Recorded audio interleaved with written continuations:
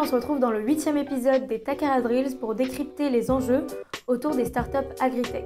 Depuis quelques années, le secteur technologique a pris en main le sujet agricole et s'est fait récemment pour mission de nourrir une population de plus de 10 milliards d'humains à horizon 2050 dans un contexte de vulnérabilité, de l'approvisionnement alimentaire et d'aléas climatiques.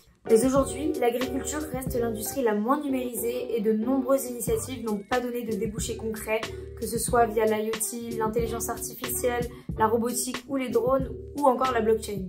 Alors, qu'en est-il aujourd'hui? Mais avant toute chose, à quoi correspond réellement le terme agritech?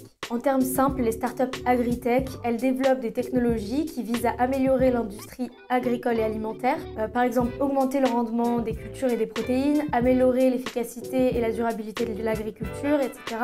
Donc ça peut aller de l'alimentation innovante, par exemple des protéines végétales, au marketplace agroalimentaire, jusqu'à la production d'insectes et d'algues. Les domaines en agritech sont vraiment nombreux. Alors qu'en est-il de la portée du marché agritech et ses tendances en France?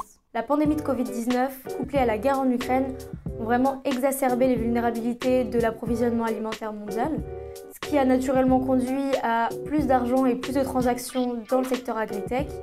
En 2021, il y a eu une hausse de 61% des investissements qui ont atteint plus de 11 milliards d'euros contre 7 l'année précédente. La France est vraiment au cœur de l'investissement et de la croissance des startups agritech. D'ailleurs, cette année, le gouvernement a lancé le label French Agritech 20 qui a pour objectif d'accompagner le développement des startups du secteur agricole. Dans ce domaine, la France est le leader européen en termes de nombre de levées de fonds. Donc c'est vraiment un écosystème fertile qui ne demande qu'à faire éclore les futurs champions agritech français de la French Tech. En particulier dans l'élevage industriel d'insectes, également les technologies pour la culture des algues, mais aussi les services digitaux pour la restauration. Alors quels sont les enjeux? L'agriculture semble prête à une transformation numérique qui pourrait rapporter jusqu'à 500 milliards de dollars au PIB mondial d'ici 2030, selon un rapport McKinsey. La technologie actuellement utilisée dans l'agriculture a tendance à être à des fins mécaniques et génétiques. L'agriculture est au début d'une nouvelle révolution au cœur de laquelle se trouvent les données et la connectivité. Deux éléments seront nécessaires pour réaliser le prochain bond de productivité. Tout d'abord des outils numériques beaucoup plus sophistiqués. L'intelligence artificielle, l'analyse, les capteurs connectés pourraient encore augmenter les rendements, améliorer l'efficacité de l'eau et d'autres intrants et renforcer la durabilité et la résilience dans les cultures et l'élevage. Et d'un autre côté, l'adoption d'une connectivité avancée, des réseaux étendus à faible consommation d'énergie, le Wi-Fi, la 5G, les connexions à courte portée telles que l'identification par radiofréquence ou RFID.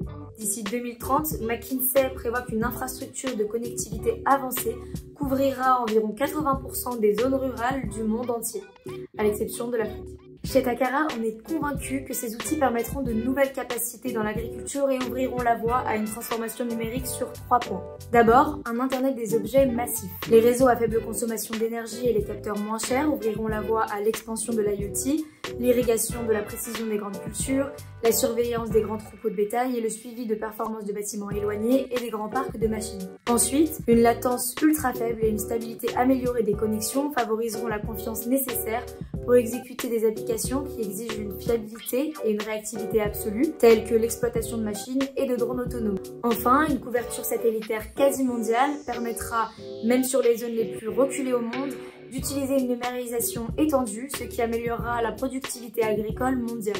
Autant de sujets d'intérêt pour les ventures capitalistes. Alors chez Takara Capital, on fait aussi de l'agritech un secteur d'attention particulière. C'est la fin de ce rapide tour d'horizon sur l'agritech. Si cette vidéo vous a plu, n'hésitez pas à continuer à nous suivre sur LinkedIn ou notre chaîne YouTube. Takara Capital, bienvenue dans l'économie réelle.